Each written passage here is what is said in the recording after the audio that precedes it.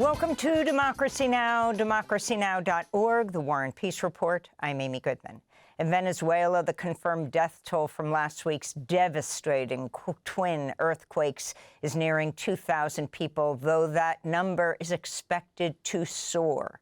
On Tuesday, NASA researchers said a review of satellite images along the coast of La Guaira, near this epicenter of the June 24th earthquake, showed more than 58,000 buildings damaged or destroyed. Tens of thousands of people are still missing 1 week after the quake struck, with hopes fading that rescue teams will find remaining survivors trapped in the rubble.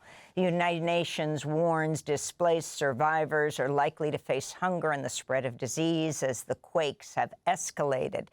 Venezuela's already dire humanitarian crisis, caused in part by harsh U.S. sanctions. Even before the earthquakes, aid groups estimate nearly 8 million people in Venezuela were already in need of urgent humanitarian support. The World Food Programme is appealing for $50 million to provide food assistance to some 500,000 people in Venezuela over the next 3 months. Indirect technical talks between U.S. and Iranian teams got underway in Qatar today after Iran's top negotiator said his nation would not enter further high-level negotiations until the U.S. meets the terms of its Memorandum of Understanding with Iran. Mohammad Bakr Ghalibaf spoke on Iranian state television. این رو بهش توجه کنیم که Even now that we are negotiating with America, we are not negotiating with a friend. We are negotiating with an untrustworthy enemy who will definitely take action against us whenever they find the opportunity. In truth, a person can negotiate well only if they are also prepared for war. Ghalibaf added Iran's guarantee of free passage through the Strait of Hormuz is only valid for 60 days and that Iran would never give up its rights to control the waterway under any circumstances. He called the strait Iran's greatest instrument of power. Following those remarks, Iran's Navy said a commercial container ship ran aground in shallow waters as it tried to circumvent the normal shipping route through the Strait of Hormuz. Meanwhile, Israeli Defense Minister Israel Katz has threatened to bomb Iran for a third time, despite the Trump administration's apparent efforts at diplomacy.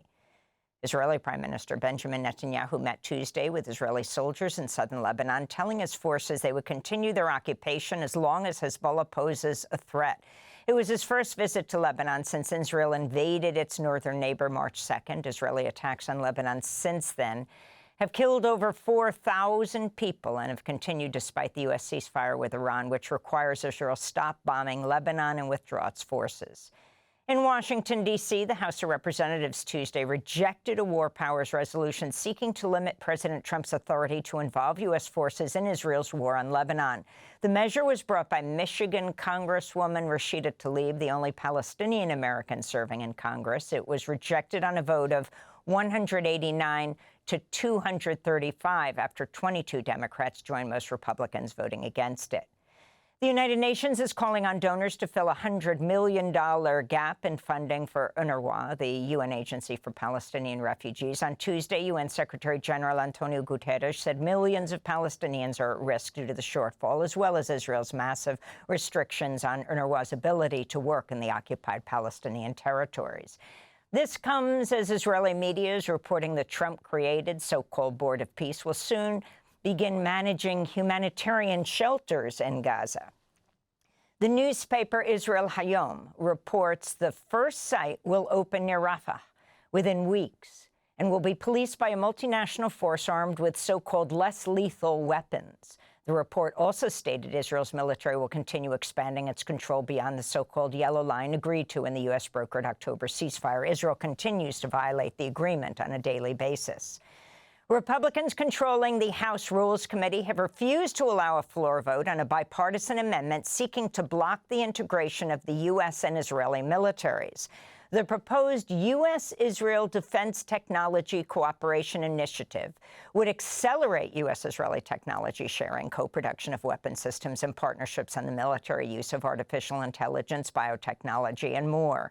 An amendment by California Democrat Ro Khanna and Kentucky Republican Thomas Massie would have removed the initiative from the 2027 National Defense Authorization Act.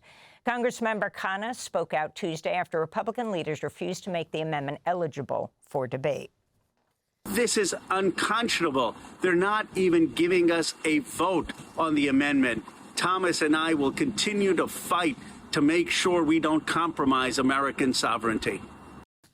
The Supreme Court, in a 6-3 ruling Tuesday, rejected President Trump's attempt to abolish birthright citizenship, a right that's enshrined into the 14th Amendment of the U.S. Constitution. Trump signed an executive order on his first day back in office that declared children born in the U.S. to undocumented people or immigrant parents without permanent status would no longer be granted U.S. citizenship.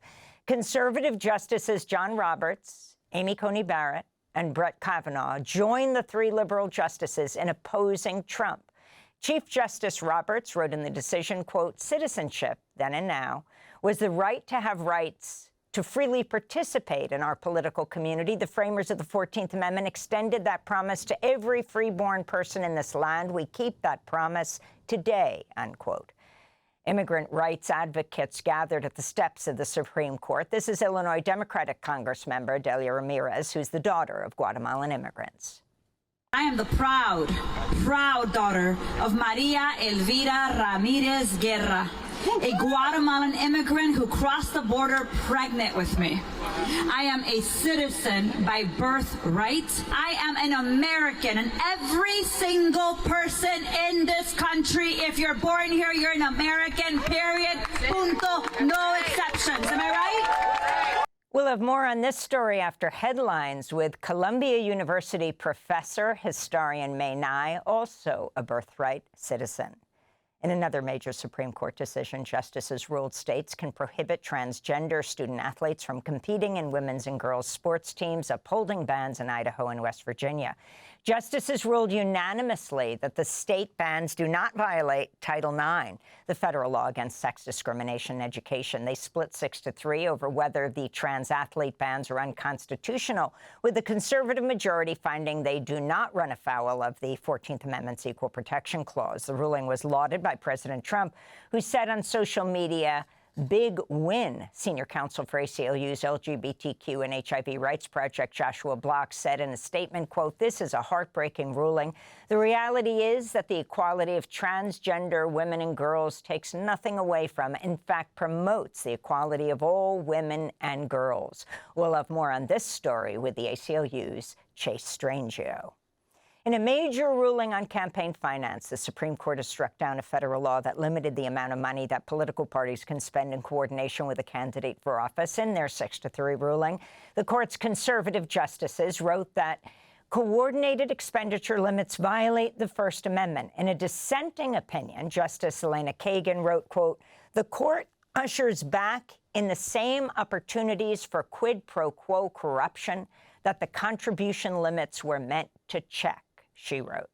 This comes as a new report by Public Citizen finds cryptocurrency, artificial intelligence, big tech, and online betting corporations have collectively spent $294 million to influence federal elections in this election cycle. That's more than half the record $517 million that corporations have reported spending so far.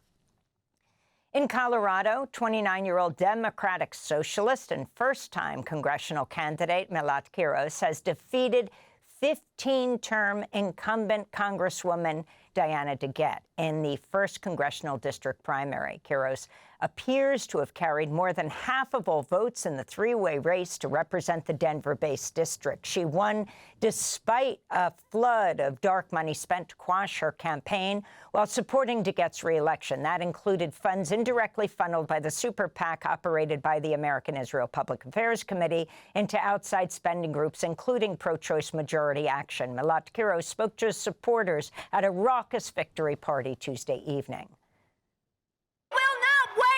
To take the fight to Donald Trump and the oligarchy. We will not wait. We will not wait to abolish ICE and pass Medicare for all.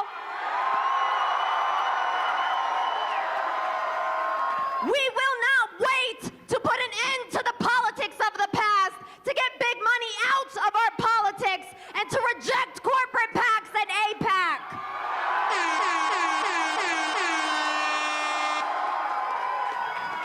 And no, we will not wait to end the genocide in Palestine. Also on Tuesday, Colorado Democratic Senator John Hickenlooper survived a strong primary challenge from progressive state Senator Julie Gonzalez, who was backed by the Democratic Socialists of America.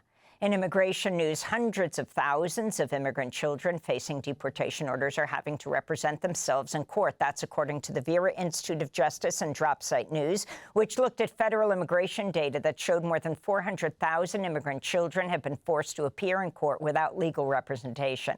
In related news, a federal court in Denver, Colorado, is the latest to oppose the Trump administration's efforts to indefinitely imprison immigrants, most of whom have no criminal records without access to a bond hearing. This is at least the fourth time a federal court has rejected Trump's mass detention policy. Advocacy groups have filed a complaint on behalf of dozens of immigrants who were deported from the United States to Ghana and then returned to their countries of origin despite their fears they could face torture or persecution. The complaint was filed with West Africa's top human rights court, accusing Ghana's government of complicity with the Trump administration in deporting the immigrants, some to the countries they had fled to and others left stranded in third countries to which they had no ties. The complaint involves 27 of at least 60 immigrants who've been deported to Ghana since September under Trump's so-called third country agreements. And thousands of people rallied in different regions of South Africa for another round of anti-immigrant demonstrations Tuesday. Vigilante violence against African immigrants has soared across South Africa in recent months, driving many people to flee in fear. Thousands of immigrants, most from Zimbabwe and Malawi, have requested consular support to evacuate South Africa as they're living in constant fear of violent harassment on the streets and attacks on their businesses by xenophobic groups. Among their targets is Princess Ajay, who grew up in South Africa since moving from Ghana as a toddler. She's been sleeping on the streets outside a government office in Durban since May when an anti-immigrant mob broke into her hair and beauty salon and looted it. Always awake because we don't know when they're going to attack us again.